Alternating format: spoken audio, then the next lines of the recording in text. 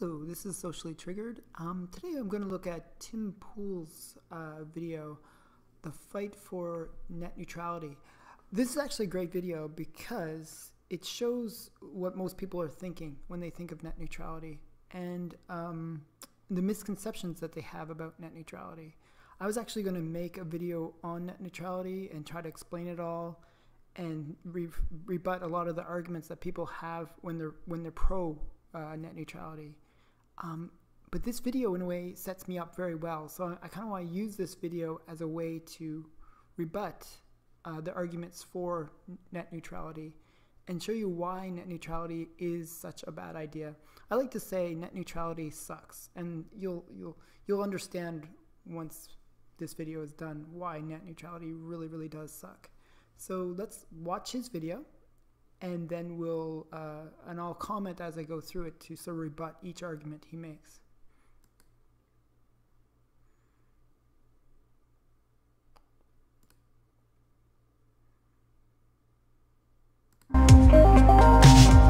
If you haven't been living under a rock, I am sure you've heard of net neutrality by now.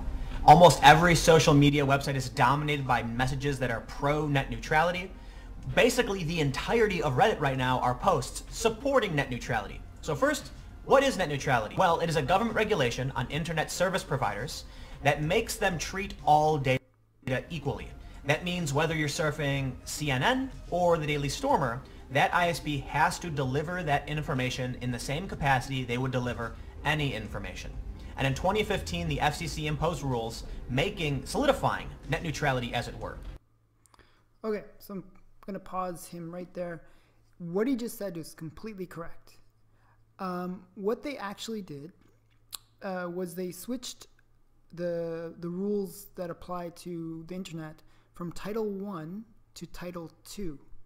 Now, that doesn't mean much to most people, but what Title I does is it's a very light touch way of looking at the internet.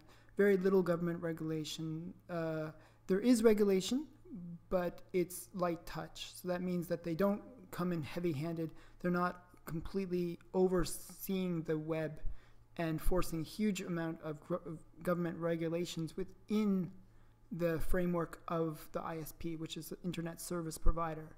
So it means that under Title I, you have a very light touch, very low level of government involvement with the management of the internet, which is a good thing. It's the regulation that we want, but without the heavy oversight. Okay?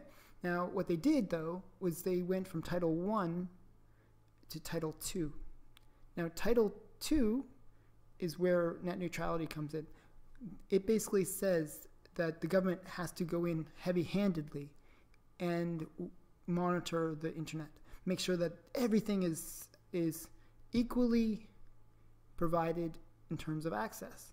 So what does that mean? Well, that means that if you have a mom and pop site and you have that on the internet and you have a Yahoo or Google or some big player like YouTube, those two sites have to be given equal access to the internet. Well, does that make sense? That those two are treated equally? They're very different. The amount of bandwidth that a YouTube uses, the amount of infrastructure that YouTube uses, needs to be treated the way a little site would be treated. Doesn't make much sense. So that's one of the things with net neutrality, that they have to have this level playing field. Now, you might wonder why would a Google or a YouTube be for that? They're actually for it for a very specific reason, because what happens is they use a huge amount of infrastructure for these ISPs. Whenever there was actually a case back in 2014 where Netflix was using 25% of Comcast's internet bandwidth, and Comcast did what any company should do if they get basically an attack on their infrastructure, they throttled Netflix. They actually slowed down the service to Netflix, and Netflix had to pay to increase the speed. Now everyone cites that as a bad example, as, oh, this is why we need net neutrality. But actually, it's a good example of why we don't need net neutrality, because that happened before net neutrality. And it was resolved between the two companies. And what happened was the money was given to Comcast. Speeds went back up. They actually got higher speeds because they were placing higher demands on Comcast. But that money was used to improve the system, to improve the ability for Comcast to provide service. So what they did basically was, not only did they improve the service for Netflix, but they improved it across board, because the same infrastructure is now being used across all the websites. This is how innovation works, that the ones that are forcing the development, the ones that require the higher bandwidth, the extra infrastructure, they pay extra for that. But that extra money goes towards developing the infrastructure that really improves the internet. Okay, so I'm going to let Tim talk some more, and we'll just listen in, and I'll rebut some more of his arguments. Today, the FCC under the Trump administration wants to repeal these rules and go back to what it was like before 2015, allowing internet service providers to, as they put it, invest more in infrastructure, be more competitive, and supply new services to their customers. And those are the opponents of net neutrality. The proponents of net neutrality feel that internet service providers will prioritize and deprioritize certain traffic, thus making it harder for people to get certain kinds of information. Take, for instance, right now, AT&T wants to buy Time Warner. That would mean they would own CNN. The argument stands that AT&T would then prioritize... Just quickly, Trump is actually against this merger, so it's very unlikely that that merger will take place. So the argument that he's setting up right now is a bit of a straw man. So I like the guy, but a bit of a straw man argument that he's setting up right now. So just understand that before you hear this. CNN over all other news outlets because it's theirs and they make money off it. Now, there are big companies for and against net neutrality. Right now, the big players seem to be Google and Verizon, with Google being for net neutrality and Verizon being opposed to net neutrality. Google has a website called We Stand Together. Support a hashtag free and open internet. Join, take action to support a free and open internet, and you can send in your email, your postal code, and it talks about why they feel the internet should be competitive and open. That's how it works today. Okay, this is kind of interesting and very ironic, because Google, they're talking about supporting a free and open internet. It's just so, it's almost hilarious to hear that, because ever since 2015, when this whole net neutrality was put into play, Google has done the exact opposite of a free and open internet. They tailor their search results to support their political agenda. They censor websites off the internet. They basically do everything to prevent free speech. So it's very ironic that Google is supporting or suggesting that they're supporting open and free internet. If anything, it's the exact opposite. And you got to realize, with net neutrality, it is more government oversight. That does not equate to freedom. Whenever you put more regulations on something, that is less freedom for that thing. It's that simple. So this is just irony and just hypocrisy from Google. So don't fall for it. And how it has always worked. It's a level playing field where new entrants and established players can reach users on equal footing. If internet access providers can block some services and cut special deals that prioritize some companies' content over others, that would threaten the innovation that makes the internet awesome. Interestingly, whenever it comes to political issues like this, both sides tend to use the same language. People who are free market libertarian, anarcho-capitalist, people who oppose the government regulation that is net neutrality, feel that this is government regulation, that it's stifling. that without net neutrality, ISPs can invest and prioritize certain things. There's an argument that not everybody wants to buy a whole internet package. Some of them just want to buy certain apps, in which case they should be allowed to do that, and that's what a lot of internet service providers are arguing. But people who support net neutrality say the internet should be a utility. The data should come through regardless of where it comes from. Anybody and anywhere can go to any website for any reason. Now Verizon is cheering the decision, calling it a light touch regulatory framework for internet services.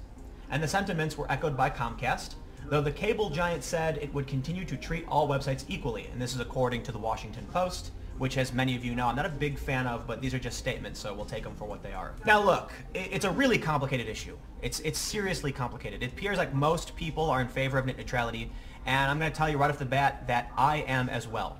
And this could be based off of, look, I'm a layman when it comes to net neutrality. I'm not an expert. I've interviewed a lot of people and talked about it, but ultimately I feel like it is more beneficial to all of us to have it, and I'm going to explain why.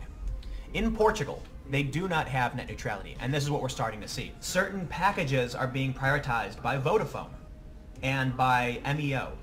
You can see that some packages allow you for only messaging. Okay, I'm just going to stop him right here.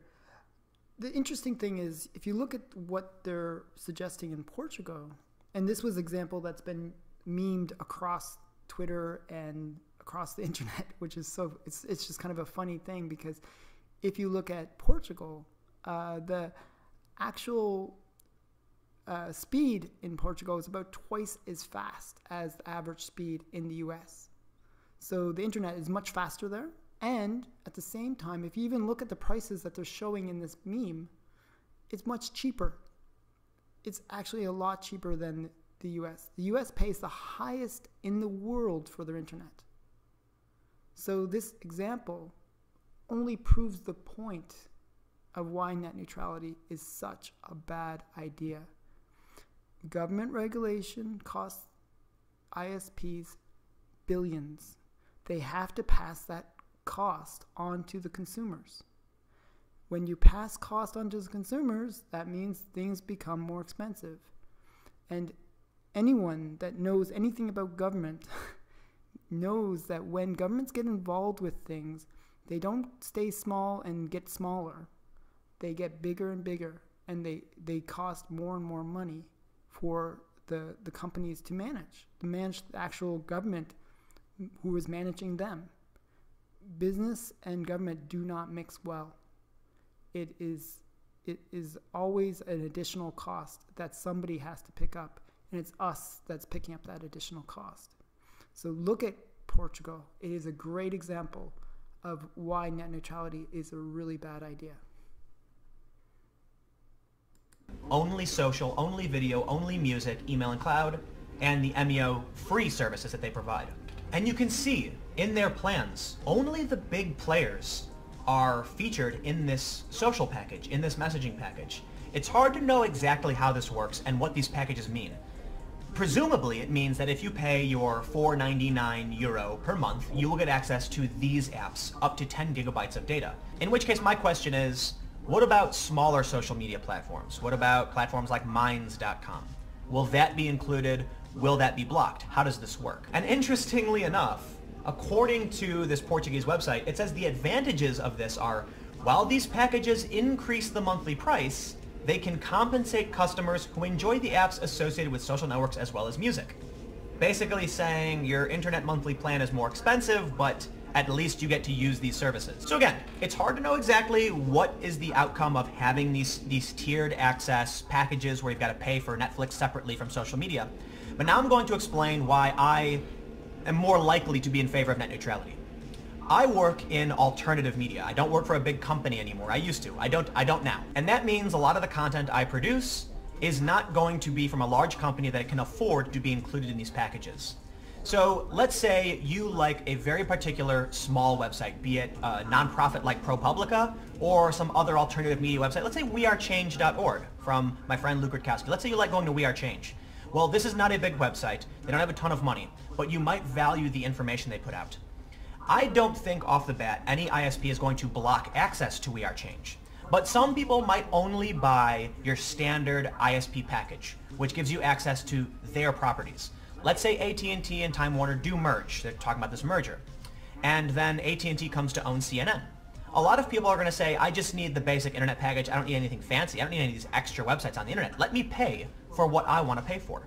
In which case, CNN will be front and center on all of their phones. They do AT&T Uverse at home, and CNN will be included in that package, but other sites will be considered premium internet. In which case, you will come to an article and say, oh my God, people need to know about this. And you'll send it to a friend who says, oh, I don't have access to that package. I pay for the basic. So yes, we are giving people the opportunity, in a sense, to only pay for what they want. But what's going to happen then is people are only going to pay for the bare minimum. This is actually a very, very big straw man argument. It's kind of, in a way, the similar argument to what they were saying with Portugal. If you remember the internet, it's like going back really far, back to 2015. 2 years ago. Did we have that? Everything right now is just a straw man. It's like, well, they're going to all of a sudden break up the internet and make it so that there's packages for each element of the internet. Well, that doesn't make sense. Which is a bigger player? Google, which sounds huge, it's the #1 site on the internet, or the other trillion pages on the internet? Google is actually a small thing compared to the vast amount of small sites that are on the internet. Think of it as like, I'm not sure if you've ever seen that picture where the piranha, you see the big fish, but then there's like 100 piranha that just basically eat the big fish. Well, that's what we have with the internet. There's no incentive for Comcast or any of these big players to stifle the small fish out there. We are the piranhas. The small players, we are the piranhas. We are able to eat the big fish because of the fact that we do have a voice, because there's just so many of us. So they don't want to slow down the internet. If anything, the Comcasts of the world are going to stifle the bigger players, not the little guys. The little guys are going to have it good, okay? Because they're not seen as direct competition. So this is just a total hypothetical argument that he's proposing right now, and it's one that's being pushed a lot by people that are trying to fool people into believing that neutrality is a good thing. Because it wasn't, there was no case before 2015 of a small player being stifled by Comcast or Verizon or any of the ISPs. The only case where they have stifled a website was in the case of Netflix and the bigger players. So realize that this is just not an argument. It's not even true. It's just historically not true, and it's just not a good practice. The big ISPs, they don't want to stifle the internet because people would just leave them. They would just choose another option. So yeah, if all of a sudden the internet became slow, oh my goodness, people would just stop using them, and they would go to some other choice. And that's the big thing actually with net neutrality. It actually prevents innovation. It prevents companies from getting into the marketplace, because what it says is that you have to follow Title II regulations. So if you're a small company and you're trying to get into the ISP space, well, you all of a sudden have to go through all these regulations in order to set up an ISP. Very, very expensive. It's just cost prohibitive to get into the space of being an internet service provider. So what it does is it limits the number of companies that can actually get into the space. And that's what we see in the US. We see that there's really only two choices in most cases. Sometimes you only have one choice. So the whole idea that net neutrality is about making the internet a better space is just totally out to lunch. So I'll let him finish and then I'll comment some more. And that means companies like AT&T and Verizon are going to prioritize their own services against the rest of the internet. Right now, as it stands, yes, net neutrality is a regulation, and in many ways it may be more expensive to get people to pay for literally the internet as a whole instead of certain packages, but that's a good thing, because that means the average person can be exposed to new information without having to overcome any hurdles. And that is my concern. From where I stand, I have my own website. I'm planning on launching subverse.net, right? We've been in kind of limbo for a while, but it is coming. Am I going to have to worry that the average person doesn't want or doesn't have access to my website because they're on a simple plan that only gives them access to the mainstream media? So this is a philosophical conundrum, that people have a right to only pay for what they want if they want to pay less, but there is a fear that in the future it'll just end up costing more. The price will go up. And as we see with this website in Portuguese, they flat out say the monthly price will increase. Hopefully that doesn't happen here, but who knows? My biggest fear is that with the internet giving rise to alternative media and a plethora of voices, people have been able to break through the mainstream narrative and produce counter narratives. And we've seen some big breaking stories. As much as many people don't like Mike Cernovich, he has broken some big stories. But he's not a mainstream guy. He runs his own platform. He's not going to be included in any of these media packages. Look, when you look at the website in Portuguese, you can see that video includes YouTube, Netflix, Periscope, and Twitch. They're not going to include Cernovich Media. Yeah, he uses Periscope and he uses YouTube, and hopefully that remains the case. Essentially, the fear is that the internet works well right now. People have been given a voice. They're allowed to say what they want to say, and we're seeing stifling from certain social media platforms that kind of censor people. So, actually, it's sort of funny. He almost contradicts himself here. He says, oh, things are fine right now. The internet is working well. I mean, then he goes on to say that, oh, you now see, companies censoring other companies. Well, that's after Title II changes where net neutrality has been put into play. You didn't see that before. The point is, we're seeing it now because of Title II, because of net neutrality. You got to see that those are synonymous. Net neutrality is so bad. It is just really forcing the government to oversee and regulate things, and it allows for companies to do these kinds of censorship.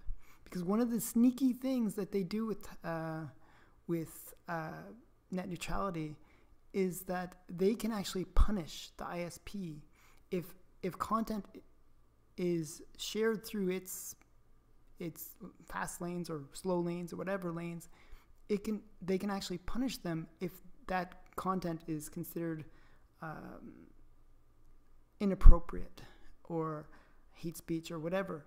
They can basically censor those. They can actually shut down the ISP. So what they do is they monitor it to make sure that there is no inappropriate content being shared. Well, what they can do, because they're monitoring it, sites like Google or YouTube, when they have an agenda, they can basically say, well, this site or this voice or this person, well, they're inciting hatred or they're doing something that we don't agree with. Well, that's totally going against net neutrality, so we got to shut it down. It actually enables the players that want to control speech on the internet to stifle free speech. So net neutrality actually is a way to work against free speech. I hope I made that clear. It's a really complicated thing, but basically the idea is if you have net neutrality, the rules are set up in such a way that the ISPs have to monitor the types of speech or the types of data or the types of information that are being passed over their networks. And because of that, if there's anything that is deemed inappropriate, I'm just repeating myself here, but if there's anything that's deemed inappropriate, they can shut it down.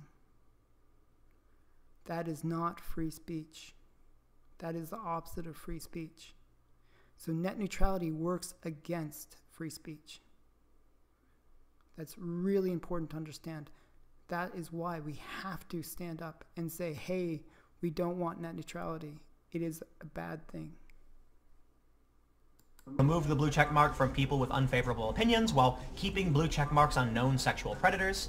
They're giving preferential treatment to certain political ideologies. We don't want to see that behavior with ISPs. If Verizon can say, we don't like this particular website because of their voice, because of the ideas they have, they can absolutely remove it. But my question is, do you think that your voice, if you're one of the people who peruse these sites, do you think your voice is going to be carried by large mainstream corporations? Or are they going to say, we don't want to have anything to do with an offensive platform, so we're absolutely not going to allow it on our service? Better yet, what happens when Verizon says, listen, YouTube, these specific channels violate our terms of service, and we're not going to host your data unless you remove them? Because we've already seen that happen with internet service providers, with domain service providers, domain hosting companies telling certain websites, certain individuals that you can't have your website on our platform because it would violate our terms of service. And even scarier, payment processing companies have...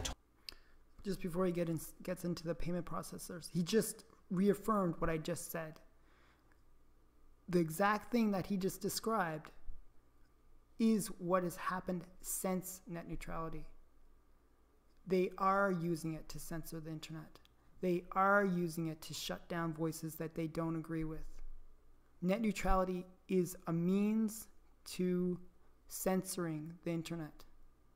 And if you believe in a free and open internet, you should be against, to the very fabric of your being, against net neutrality. Told social media websites, we won't process money through your site for you unless you remove this person for hate speech. Look, I'll just say it. I have no idea what's going to happen. A lot of people believe that come December 14th, these rules will be replaced. And we're going to go back to what it was like in 2014 before the rules were put in place. I don't think the internet was particularly bad back then. But I am concerned that we start laying the groundwork for a future in which we have cable-like internet. Again, we've seen it happen. We're seeing it happen right now in other countries, in which case I lean towards net neutrality is probably a good thing. Now, the reason why Google favors net neutrality is very simple. Google makes money off of advertisements, which means the more people who have access to the internet, the more ads they can serve. But not only that, they data mine individuals for their ad platform, which means the more people that are using it, the more data they can collect and the more data they can sell to advertisers and to any interested party. Google needs the internet to be free, which is probably why Google Fiber came out at a very, very competitive price, forcing the market to shift. Google wants everyone to be online. Internet service providers make money off of connecting people to the internet, not selling ads. In which case, if Verizon, AT&T, and other internet service providers like Comcast or Time Warner can dictate what data they prioritize, they can tell Google straight up, you know what? We don't think we want to serve you at a nominal rate. We want to put you on the basic plan. Now, people are saying that it's very unlikely that the internet service providers are going to throttle internet. You're right, they probably won't, but I'll tell you what will happen. Internet service providers are going to build the fast lanes for their preferential customers, and then in 10 years, when they haven't upgraded the base tier, people are going to rather be on the faster internet, which provides CNN as a staple. Because CNN can afford to go to Verizon and say, Verizon, how much do you want for us to appear on your speed lane, in your fast lane? And Verizon's going to say, you pay us X. But smaller alternative media companies, smaller startups aren't going to be able to do that. And then what happens? Well, people will have the basic high-tier internet package, not the greater internet package. And when you want to share your story from your website or from your alternative platform, they're not going to have access to it. You're going to say, Dad, Mom, brother, sister, check this story. You need to read it. And they're going to try and load it on their phone and say, it won't open. Oh, I don't have that package. I can't. Okay, before he goes on too much about that, there's just so many bad arguments in there. So, as I said before, if what happens is, yes, they might create a situation where they create a fast lane for Google, for YouTube, for Netflix. That is a definite possibility if you remove net neutrality. However, right now what we have is the following. We all have to go at we're all stuck in a highway that is, you know, as many lanes as it is, and everything has to go at the same speed. There's no choice, okay? Now you can imagine the difference between having a highway that's just everybody's going at the same speed and you're only allowed to go as fast as the fastest vehicle on that road. So if there's a big 18-wheeler or grandma behind a car, well, you're only allowed to go as fast as them on the road. So what you get is all the lanes are slow. If you remove net neutrality, what you have is the freedom to create fast lanes and the freedom to provide different options to people. So what happens is you have a fast lane. Maybe YouTube is on the fast lane, but they paid for that. And that money that they paid for that fast lane goes to supporting the improvements, highway improvements for all the other lanes. Think of a road where you have like a carpool lane or Autobahn. Well, those are fast lanes. And as a result, traffic gets through quicker. The technology improves. It's not a bad thing. The problem is people are so obsessed with equality. Everything has to be equal nowadays. You can't treat anything differently. But things are different. You actually want to treat data differently. Does it make sense to treat YouTube the same as a small player? YouTube has video. Most websites don't have video. Why are you treating them the same? YouTube uses way more bandwidth of the internet than a small player does. Why are you treating them the same? So, if anything, we want to have the choice of these lanes. And as I said, no company in their right mind would ever stifle the millions, billions of sites that are small players. There's just too many of them. You wouldn't even have the time to say, okay, this one we gotta slow it down. No, it doesn't work that way. You would give good access to all the sites that you can, make the internet as open as possible. Yes, you would create priority lanes for like sites like YouTube, but they're paying for it. They are paying for it. So the point is, you don't have to worry. I mean, if you go back to 2014, we didn't have this problem. The internet was fine.